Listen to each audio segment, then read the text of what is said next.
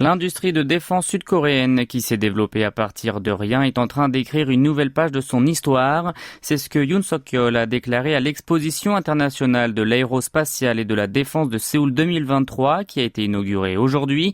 Selon le président de la République, dans le passé, la Corée du Sud dépendait des aides étrangères et des importations, mais aujourd'hui, elle est devenue un exportateur d'avions de chasse de pointe. Le numéro 1 sud-coréen a affirmé que l'armement constituait le secteur stratégique qui soutient la sécurité et l'économie du pays. Et pour son progrès, il a expliqué avoir fondé un organisme spécialisé au sein du bureau présidentiel de Yongsan et tenté de favoriser les exportations à chaque fois qu'il a rencontré des chefs d'État ou de gouvernement. Le président Yoon a affiché ensuite son intention de créer un écosystème pour la croissance de l'industrie militaire et de doper aussi le secteur aéronautique et spatial en créant une agence nationale dédiée.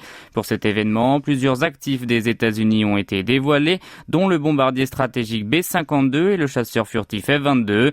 Côté Corée du Sud, elle a exposé l'avion de combat F-35 ainsi que des équipements de son système militaire dit des 3 axes. Il s'agit des principaux engins de Séoul et Washington pour faire face aux menaces balistiques et nucléaires de Pyongyang. Le chef de l'État a ensuite expliqué que c'était l'occasion de vérifier la capacité écrasante de l'alliance sud-coréano-américaine sans mentionner la Corée du Nord ni le camp communiste. Par ailleurs, il a déclaré se concentrer sur la vie du peuple et l'économie plutôt que la question de l'idéologie après l'échec du parti du pouvoir du peuple, le PPP, la formation présidentielle lors de l'élection municipale partielle de l'arrondissement de Gangso à Séoul la semaine dernière.